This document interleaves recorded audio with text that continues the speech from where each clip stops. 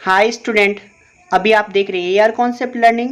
और आज की इस वीडियो में हम बात करने जा रहे हैं DElEd second year S5 paper, जिसका कि नाम है विद्यालय में स्वास्थ्य योग एवं शारीरिक शिक्षा। तो इसमें ख़ास तौर से हेल्थ के बारे में, हेल्थ को कैसे सही रखा जा सकता है, शारीरिक शिक्षा के क्या क्या फ़ायदे हो सकते हैं, क्या क्या इनकी जो है उपयोगिता हो सकती है, इन सब पे चर्चा करेंगे। तो आइए शुरू करते हैं। तो पहला क्वेश्चन है, शारीरिक शिक्षा को परिभाषित कीजिए एवं इसके लक्ष्य एवं उद्देश्यों की विस्तार पूर्वक व्याख्या कीजिए।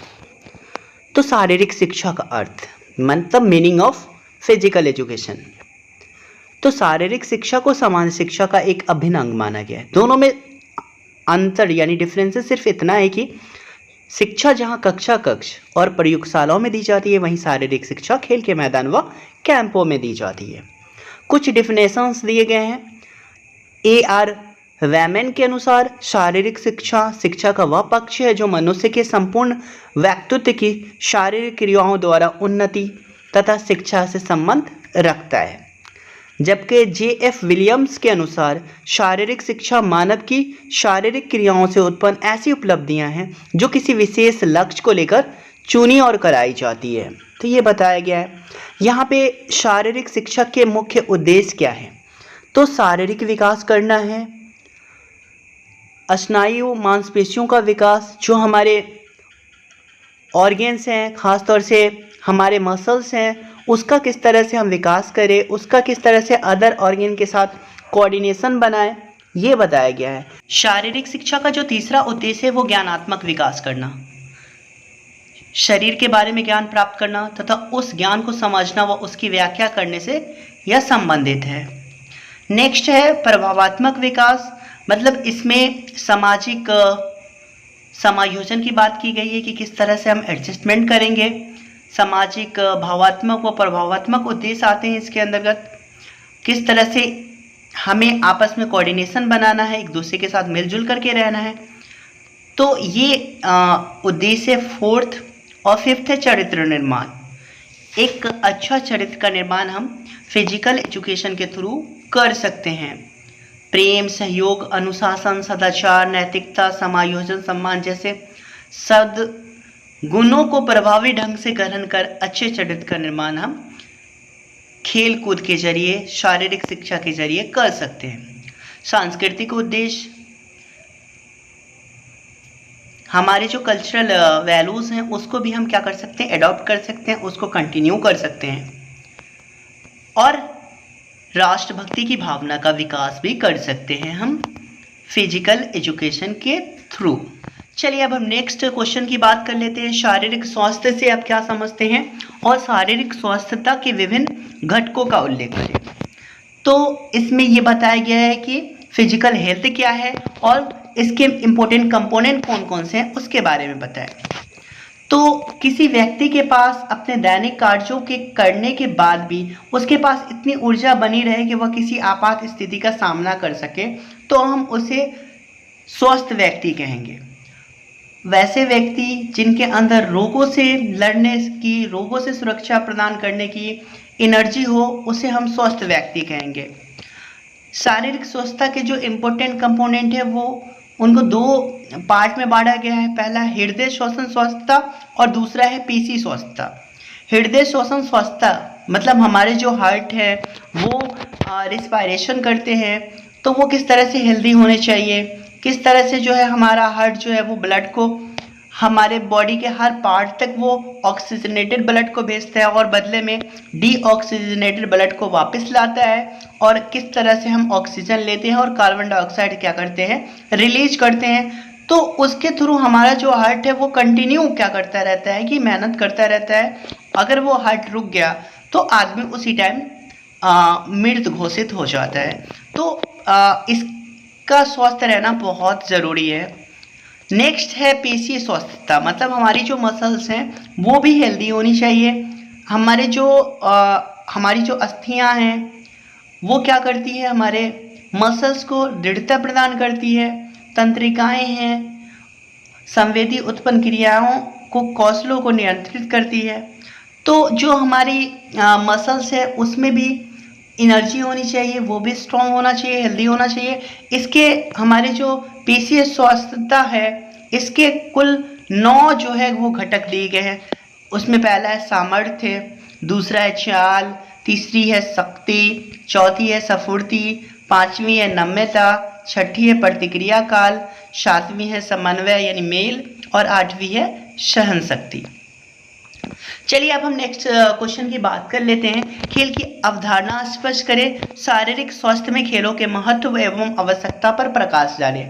मतलब गेम्स या स्पोर्ट्स का कॉन्सेप्ट क्या है, फिजिकल हेल्थ में गेम्स या स्पोर्ट्स किस तरह से इम्पोर्टेंट होता है, उसकी क्या नीड्स होती है, उसके बारे में बता रहे हैं। तो अगर हम खेल की बात करें तो खेल एक ऐसा जरिया है जिसके जरिए बच्चों को चुस्त और फुर्त रखा जा सकता है। बच्चों को हमेशा खेल में व्यस्त रहने में बहुत ही आनंद मिलता है। बाल्यावस्था तथा खेल ये दो बातें हैं जिनको हम अलग नहीं कर सकते, अविभाज्य नहीं कर सकते। बचपन से खेल का संबंध है, यह प्राकृतिक प्रवृत्ति है। अगर खेलने की सहज प्रवृत्ति को यथा योग्य प्रोत्साहित दिया जाए तो बाल विकास करने में बहुत मदद मिल सकती है। बालकों की खेल में रुचि, उनका हर्षोल्लास के साथ खेलना एवं उनकी खेल के प्रति एकाग्रता जो कंसंट्रेशन है, ये कहीं ना कहीं बच्चों को एक सही डायरेक्शन में ले जाने में मदद करती है। हम सब जानते हैं कि सृष्टि में जानवरों के बच्चे भी हमेशा शावक रूप में खेलते नजर आते हैं। खेल खेल में शेरनी भी अपने बच्चों को शिकार करना सिखाती है और यही खेल बाद में उनकी जीविका बनती है। इसी प्रकार हमारे बच्चे भी बचपन में बंदरों की तरह उछल कूद करते हैं, तरह तरह की हरकतों को करके आनंद प्राप्त करते हैं। बाल्यावस्था में पाई जाने वाली बच्चों में खेल की प्रवृत्ति को दबाया नहीं जाए बल्कि उसे प्रोत्साहित किया जाए और उन्हीं के थ्रू जो है बच्चों में शारीरिक मानसिक सामंजस्य कायम किया जाए। खेल की आवश्यकता जो नीड्स है वो क्या है, क्यों हमें खेल की आवश्यकता पड़ती है, तो वो बताया गया है कि खेलकूद का उद्देश्य बालक का शारीरिक मानसिक और नैतिक विकास करना है। ये बात सीलर एवं स्पेंसर ने बताई है। स्टेनले हॉल ने कहा है कि बालक की बुरी भावनाओं और नैसंगिक प्रवृत्तियों का परिष्कार करना खेलकूद का उद्देश्य है। फ्रोवेल के अनुसार बालक की खेलने की प्रवृत्ति को संतुष्ट करना खेल का उद्देश्य है। तो अलग अलग लोगों ने खेल को अलग तरीके से डिफाइन किया है। शारीरिक शिक्षा में खेल का महत्व क्या है, तो इसके जरिए शारीरिक विकास होता है, अनुशासनात्मक विकास होता है, हम डिसिप्लिन्ड बनते हैं, हमारे अंदर मोरल डेवलपमेंट जो है, नैतिक विकास जो है उसको करने में खेल सहायक होता है, हमारा मेंटल डेवलपमेंट होता है, अवकाश के सदुपयोग में ये सहायता करता है। जो भी हमारी लीजर टाइम है, जो भी हमारी छुट्टियां हैं, उसका बेहतर तरीके से हम किस तरह इस्तेमाल कर पाए, अपनी लाइफ को खुशियों से भर पाए, उसमें हमारी ये मदद करता है। भावी जीवन की तैयारी में ये सहायक होता है खेल, खास तौर से सामाजिक विकास में सहायक होता है, मनोवैज्ञानिक विकास में सहायक होता है और नागरिकता के विकास में भी ये हमारी सहायता करता है। शारीरिक शिक्षा के अध्यापक को किन बातों का ध्यान रखना जरूरी है। प्राथमिक स्तर पर अध्यापक को स्वयं बच्चों के साथ खेलने में पहल करनी चाहिए। यदि अध्यापक छोटे बालकों के साथ खेलेंगे तो छात्र खेलने में विशेष रुचि लेंगे। कभी कभी बालकों की रुचि के अनुसार भी खेल खिलाया जाए।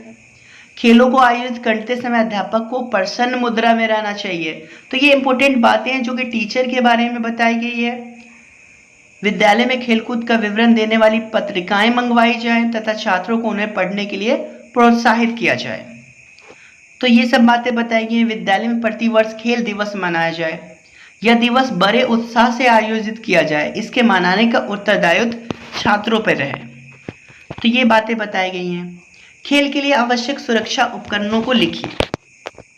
तो क्या क्या आवश्यक सुरक्षा उपकरण है। चोट लगने से बचाया जा सकता है, तो आंखों की सुरक्षा के लिए कौन से उपकरण का इस्तेमाल किया जा सकता है आंखों को कवर करने के लिए, तो ये देख सकते हैं आप। हेलमेट द्वारा हम अपने सर की सुरक्षा कर सकते हैं, हमारे जो हेड है उसको इंजरी से बचाया जा सकता है।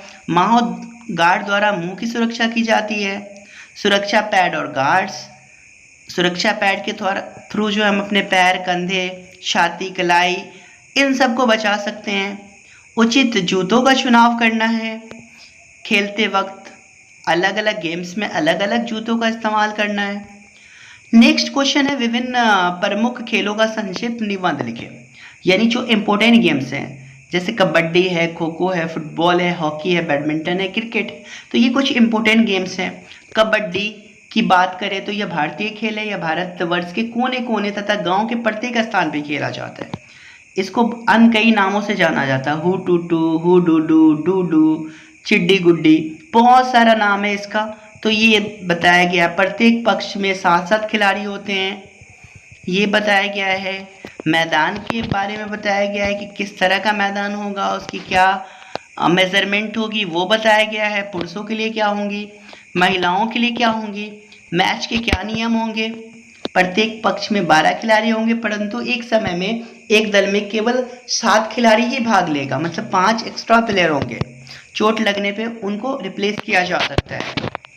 तो ये सब कुछ नियम्स हैं जो कबड्डी खेलने के बताए गए हैं। यहाँ देखिए, जो दल टॉस जीतेगा वह या तो पहले आक्रमण करने का अवसर लेगा या अपनी अपनी पसंद का मैदान चुनेगा। तो ये बताया गया है कि क्या क्या नियम हो सकते हैं कबड्डी खेलने के।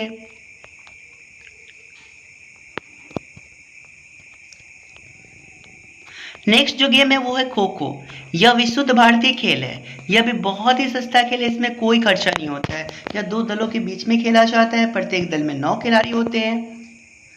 जो टीम कोर्ट में बैठती है उसे चेसर तथा जिसको छूते हैं उसको खर कहते हैं। खेल की कुल समय अवधि 28 मिनट की होती है। एक इनिंग का समय 14 मिनट होता है या 2 इनिंग में संपन्न होता है। एक बार में एक खर बनता है तो दूसरी बार में दूसरा खर बनता है दूसरा दल। तो ये कुछ बताया गया। यह खेल हरियाणा एवं महाराष्ट्र में खेला जाता है। खेल का मैदान जो है उसकी क्या मेजरमेंट होगी, कितना बड़ा मैदान होगा वो बताया गया है। खेल के क्या क्या नियम होंगे, रूल्स क्या होंगे खो खो खेलने के, तो वो बताया गया है। नेक्स्ट जो गेम है वो है फुटबॉल। तो यह अत्यंत लोकप्रिय व पैर से खेले जाने वाला प्राचीन खेल है। वास्तव में फुटबॉल खेल का प्रारंभ चीन से माना जाता है, जहां 2वीं शताब्दी ईस्वी पूर्व गेंद खेल के रूप में ये खेला जाता था। 5वीं सदी में यह खेल वर्गाकार क्षेत्र में खेला जाता था तथा इसमें 8 खिलाड़ी होते थे। तो ये सब बातें बताई गई हैं। खिलाड़ी तथा समय सीमा, कितने खिलाड़ी होंगे, फुटबॉल में 11-11 प्लेयर होते हैं, तो ये सब बताया गया है। मेजरमेंट ऑफ प्लेग्राउंड, कितना बड़ा प्लेग्राउंड होगा, उसका क्या मेजरमेंट होगा, खेल के खिलाड़ियों के क्या क्या स्थान होंगे, पोजीशन ऑफ प्लेयर्स वो बताया गया है। यहाँ आप देख सकते हैं गेंद कैसा होगा, रूल गेंद का क्या होगा, खेल के दौरान किए जाने वाली निम्नलिखित दंडनीय कार्रवाई कौन कौन सी हो सकती है। फुटबॉल से संबंधित कुछ इंपॉर्टेंट टूर्नामेंट का नाम बताया गया है। संतोष ट्रॉफी, फेडरेशन कप, ये बहुत सारे जो टूर्नामेंट है वो बताया गया है। कमला नेहरू कप है, जवाहर नेहरू गोल्ड कप है, IFA शील्ड कोलकाता, ये एक टूर्नामेंट है। नेक्स्ट जो गेम की बात हम करने जा रहे हैं वो हॉकी है। यानी फुटबॉल की तरह हॉकी भी 2 टीमों के मध्य खेले जाने वाला खेल है। यह खेल कब प्रारंभ हुआ इसके बारे में कोई निश्चित मत नहीं है, ये कंफर्म नहीं है कि कहाँ से शुरू हुआ। एक मत अनुसार हॉकी का खेल सबसे पहले फारस में 500 ईस्वी पूर्व आरंभ हुआ, कुछ लोगों का ये मानना है। यहाँ से यह यूनान गया, जहाँ बाद में रोम गया। तो ये कुछ हिस्ट्री बताया गया है हॉकी के बारे में। हॉकी जो है हमारे देश का, हमारे मुल्क का एक राष्ट्रीय गेम है। हॉकी का खेल अंग्रेजों द्वारा भारत में विख्यात किया गया। 1885 में कोलकाता में प्रथम हॉकी क्लब बनाया गया। तो ये हिस्ट्री है कि भारत में हॉकी का खेल किस तरह से इमर्ज हुआ। खिलाड़ी तथा समय सीमा, प्लेयर कितने होंगे, उसकी टाइम लिमिट क्या होगी, मेजरमेंट ऑफ प्लेग्राउंड वो क्या होगा वो बताया गया है। अब देखिए कुछ रूल हैं, ये जो हॉकी है उसके कुछ रूल हैं।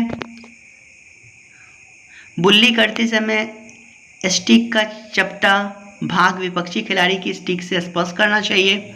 गेंद को हीम मारते समय स्टिक कंधों से ऊपर नहीं उठनी चाहिए। गेंद को पैरों के बीच से नहीं निकालना चाहिए, ये कुछ रूल्स बताए गए हैं। गोलकीपर गेंद को किक लगा सकता है। तो ये सब है कुछ हॉकी खेल के निम्नलिखित tournament: Rangaswamy cup, Dhyanchandra memorial, KD Babu memorial, Indira gold cup, Betul cup. तो ये कुछ इम्पोर्टेंट टूर्नामेंट्स हैं हॉकी के। नेहरू ट्रॉफी भी होती है हॉकी में। नेक्स्ट गेम है वो बैडमिंटन है। तो ये बैडमिंटन का इतिहास ये भी कंफर्म नहीं कहाँ से शुरू हुआ। कुछ थ्योरी ऐसी है कि यह खेल जो है ब्लूचेस्टरशायर के एक गांव बैडमिंटन में वहाँ के एक निवासी ड्यूक ऑफ ब्यूफोर्ड द्वारा 1873 ईस्वी में खेला गया था। प्रारंभ में इसका नाम बैडमिंटन से आई खेल रखा गया था, बाद में इसे केवल बैडमिंटन कहा जाने लगा।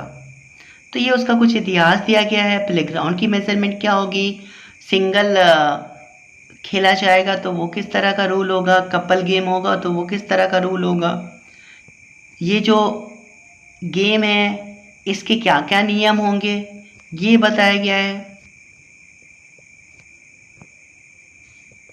बैडमिंटन के क्या क्या नियम होंगे वो बताया गया है।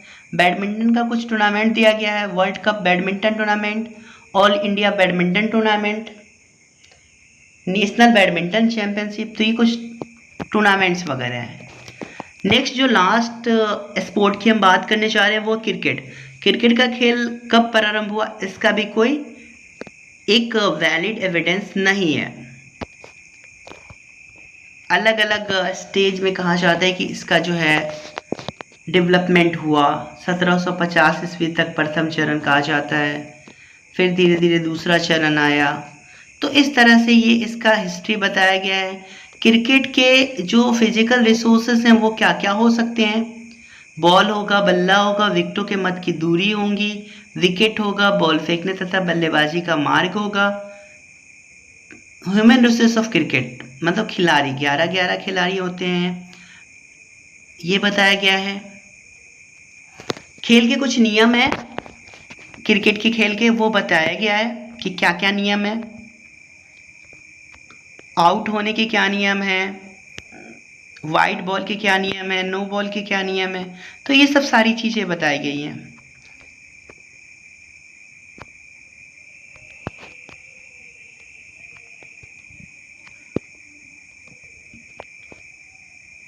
तो ये आप यहाँ से नोट कर सकते हैं रन आउट कैसे होता है। क्रिकेट से संबंधित जो है कुछ important tournament: Ranji trophy, Duleep trophy, देवगढ़ trophy, Irani trophy, Cooch Behar trophy, national women's cricket. तो ये सब कुछ इंपॉर्टेंट टूर्नामेंट के नाम दिए गए हैं। अब नेक्स्ट क्वेश्चन है कि प्रारंभिक विद्यालय की समय सारणी में खेलकूद का स्थान तथा इसके प्रभावी उपयोग पर प्रकाश डालें।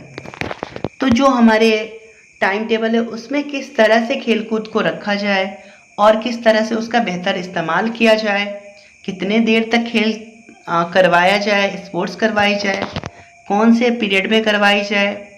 तो ये सब इम्पोर्टेंट पॉइंट्स यहाँ पे दिए गए हैं, ये आप नोट कर सकते हैं।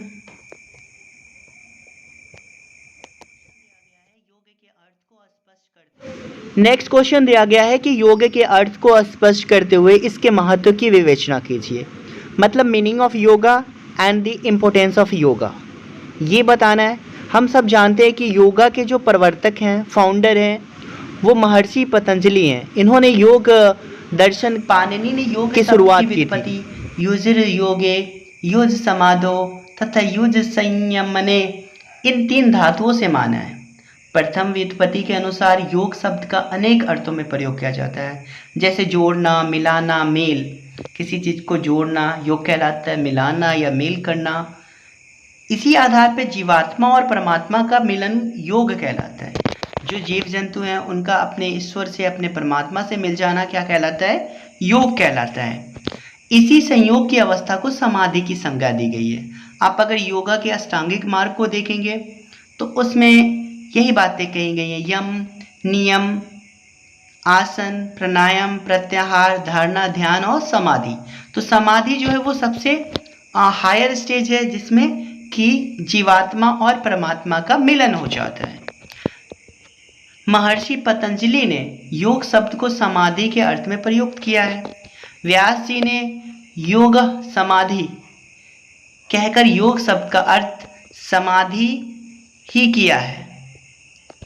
वाचस्पति का भी यही मत है। संस्कृत व्याकरण के आधार पर योग शब्द की व्युत्पत्ति निम्न प्रकार से की जा सकती है। तो ये संस्कृत व्याकरण में जो बातें कही गई है योग के बारे में वो दिया गया है। योग का महत्व, अब हम अगर बात कर ले कि इसका क्या महत्व है, तो प्राचीन काल में योग विद्या सन्यासियों या मोक्ष मार्गों के साधकों के लिए ही समझी जाती थी तथा योगाभ्यास के लिए साधक को घर को त्याग कर वन में जाकर एकांत में वास करना होता था, अकेले रहना होता था। इसी कारण योग साधना को बहुत ही दुर्लभ माना जाता था, जिसमें लोगों में यह धारणा बन गई थी कि यह योग सामाजिक व्यक्तियों के लिए नहीं है, जिनके फलस्वरूप यह योग विधि धीरे धीरे लुप्त होती गई। परंतु पिछले कुछ वर्षों में समाज में बढ़ते तनाव, चिंता, प्रतिस्पर्धा से ग्रस्त लोगों को इस गोपनीय योग से अनेक लाभ प्राप्त हुए हैं और योग विद्या एक बार पुनः समाज में लोकप्रिय होती गई है। आज भारत ही नहीं बल्कि पूरे विश्व भर में योग विद्या पर अनेक शोध कार्य किए जा रहे हैं और इससे लाभ प्राप्त हो रहे हैं। आज के आधुनिक एवं विकास के इस युग में योग अनेक क्षेत्रों में विशेष महत्व रखता है, जिसका उल्लेख निम्नलिखित विवरण से किया जा सकता है कि स्वास्थ्य क्षेत्र में हेल्थ को बेहतर बनाने में योग क्या करता है, हमारे मदद करता है। रोगोपचार के क्षेत्र में जो भी हमारी डिजीजेस हैं उनको दूर करने में योग महत्वपूर्ण रोल प्ले करता है। खेलकूद के क्षेत्र में खास तौर से बॉडी को फिट रखने के लिए योग बहुत ज़रूरी होता है। शिक्षा के क्षेत्र में बच्चों में बढ़ते तनाव को दूर करने के लिए योगाभ्यास बहुत ज़रूरी है। पारिवारिक महत्व के लिए व्यक्ति का परिवार समाज की एक महत्वपूर्ण इकाई होती है तथा पारिवारिक संस्था व्यक्ति के विकास की नींव होती है। योगाभ्यास से आए अनेकों सकारात्मक परिणाम से यह भी ज्ञात हुआ है कि यह विद्या व्यक्ति में पारिवारिक मूल्यों एवं मान्यताओं को भी जागृत करती है। सामाजिक महत्व के लिए योग करना चाहिए। आध्यात्मिक क्षेत्र में योगदान के लिए योग करना चाहिए। नेक्स्ट जो इम्पोर्टेंट पॉइंट है वो योगासन से आप क्या समझते हैं। योगासन के गुणों और लाभों की विवेचना करें। तो योग के करने की क्रियाओं व आसनों को योगासन कहते हैं। जो प्रोसेस बताया गया है योग को करने का, एक्टिविटी बताई गई है, उसको करना क्या है, आसनों को बेहतर तरीके से कर लेना योगासन कहलाता है। संसार की प्रथम पुस्तक ऋग्वेद में कई स्थानों पर योग क्रियाओं के विषय में उल्लेख मिलता है। योग परंपरा और शास्त्रों का विस्तृत इतिहास रहा है। योगासनों के गुण और लाभ क्या हैं, ये बताया गया है कि सबसे बड़ा गुण यह है कि वे सहज, साध्य और सर्वसुलभ है। योगासन ऐसी व्यायाम पद्धति है जिसमें ना तो कुछ विशेष व्यय होता है और ना इतनी साधन सामग्री की आवश्यकता होती है। अमीर भी कर सकते हैं, गरीब भी कर सकते हैं, बूढ़े भी कर सकते हैं, जवान भी कर सकते हैं, स्त्री भी कर सकती हैं, पुरुष भी कर सकते हैं। ये सब कुछ लाभ दिए गए हैं योग करने के। तो ये आप यहाँ से देख सकते हैं कि क्या क्या फ़ायदा है, बेनिफिट्स हैं, योग करने का इम्पोर्टेंस है, वो दिया गया है।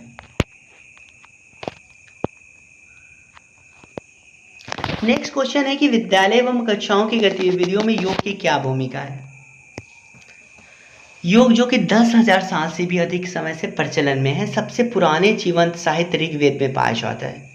प्राचीनतम उपनिषद में विभिन्न शारीरिक अभ्यासों का उल्लेख मिलता है। पतंजलि को योग के पिता के रूप में माना जाता है और उनके योग सूत्र पूरी तरह योग के ज्ञान के लिए समर्पित रहा है। योग में शारीरिक व मानसिक दोनों पक्ष पे जोर देना जरूरी है। आसन शरीर की शुद्धि और मन की शुद्धि के लिए जरूरी है। बूढ़े या युवा, स्वस्थ या कमजोर, सभी के लिए योग का शारीरिक अभ्यास लाभदायक है और यह सभी को उन्नति की ओर ले जाता है। इसके मुख्य उद्देश्य की बात करें तो यह अपने मन और मस्तिष्क को स्थिर रखता है और हमें बीमारियों से बचाने में हमारी मदद करता है, जिसके चलते हम स्वस्थ जीवन शैली जीते हैं। योग हमारे तन, मन तथा आत्मा के लिए लाभदायक है। विद्यार्थियों के लिए योग की आवश्यकता है पढ़ाई के प्रति रुचि बढ़ाने के लिए, मस्तिष्क में वृद्धि होने के लिए नशीली पदार्थों से मुक्ति दिलाने के लिए आज के समय में युवा जो है, खास तौर से युवा पीढ़ी में नशीली पदार्थों को लेकर बहुत उत्साह देखा जाता है। तो उसको अगर छुड़ाना है, उससे दूर रखना है, तो हम योग कराएं बच्चों को। लक्ष्य की प्राप्ति के लिए मंजिल किस तरह से अचीव किया जाए, उसके लिए एक कंसंट्रेशन बनाने के लिए योग करना बहुत ज़रूरी है। नेक्स्ट क्वेश्चन है कि संतुलित आहार से आप क्या समझते हैं? संतुलित आहार के विभिन्न तथ्यों के स्रोतों तथा कार्यों की चर्चा करें। बैलेंस डाइट के बारे में पूछा जा रहा है।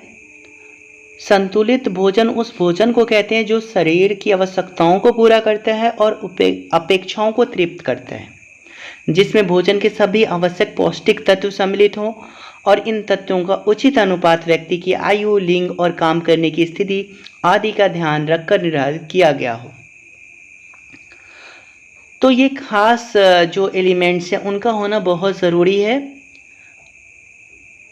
खास तौर से बैलेंस डाइट में प्रोटीन का, वसा का, जल का, खनिज का, विटामिन का, तो ये सब कुछ चीज़ें हैं, कार्बोहाइड्रेट का, तो ये सब चीज़ों का होना बहुत ज़रूरी है।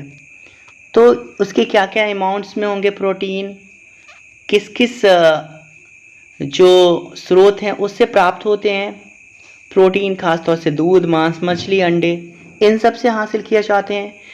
प्रोटीन का क्या काम है हमारे बॉडी में वो बताया गया है। कार्बोहाइड्रेट ये क्या होता है, ये किस तरह से, मतलब कि इसकी संरचना कैसे होती है। कार्बन और हाइड्रोजन और ऑक्सीजन उसी अनुपात में जैसे वे पानी में होते हैं, H2O के कारण होती है। तो ये बताया गया है।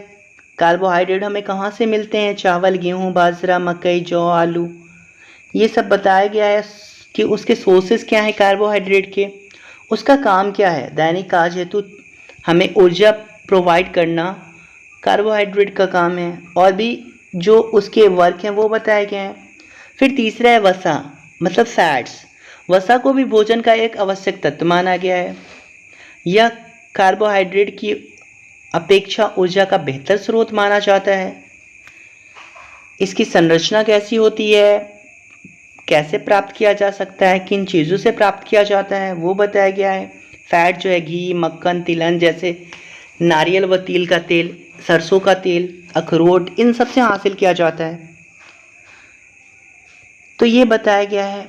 जल, जल के बारे में बताया गया है। मिनरल्स या विटामिन, उसके बारे में बताया गया है कि उसकी संरचना कैसे होगी, उसके स्रोत क्या क्या होंगे। तो ये सब चीज़ें बताई गई हैं। आप वीडियो को पॉज करके आप लिख सकते हैं। खास तौर से जो इम्पोर्टेंट क्वेश्चन है, जो एग्ज़ाम के पॉइंट ऑफ व्यू से आ सकते हैं, उसके बारे में डिस्कस किया जा रहा है।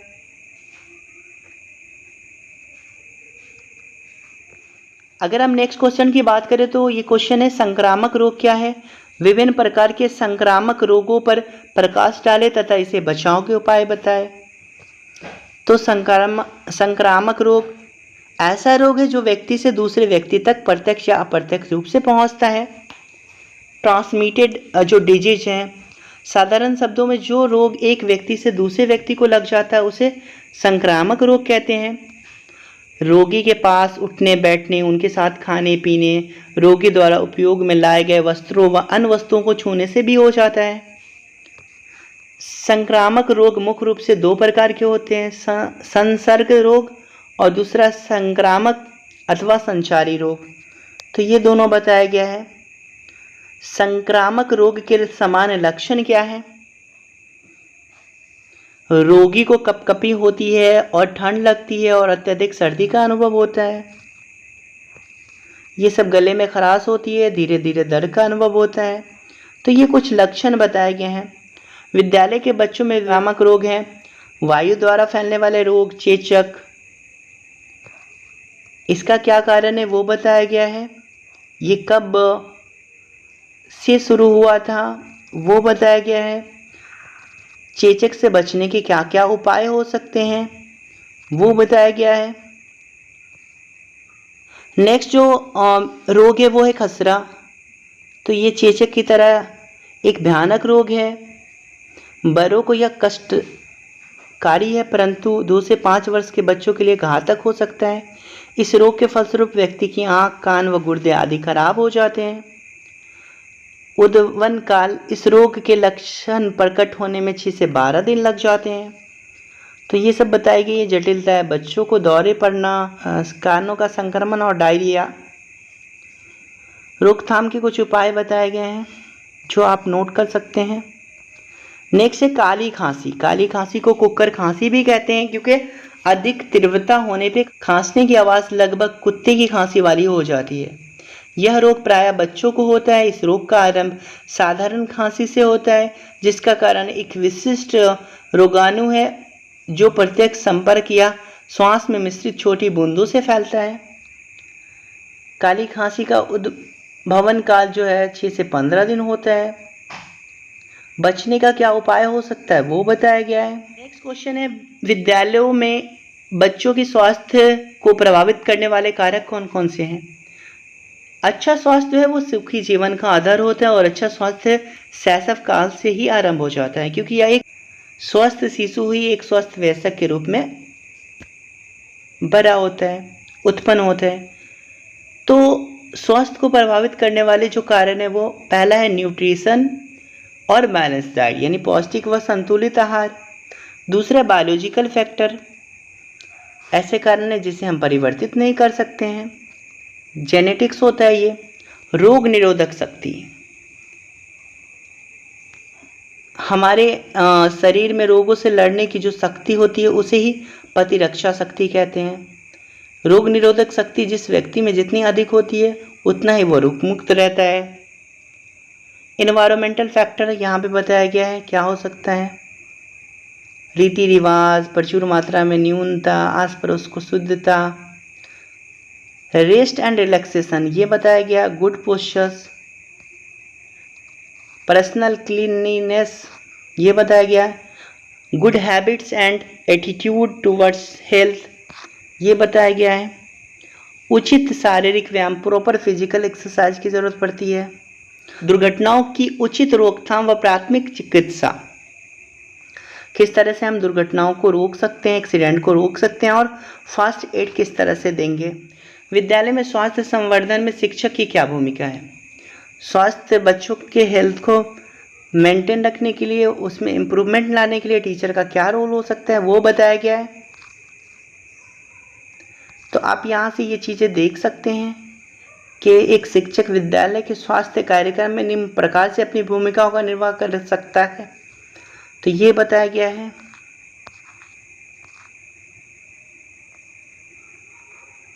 अगर आपको हमारी वीडियो अच्छी लगती है तो हमारी वीडियो को लाइक करें, साथ ही साथ हमारे चैनल को सब्सक्राइब करें।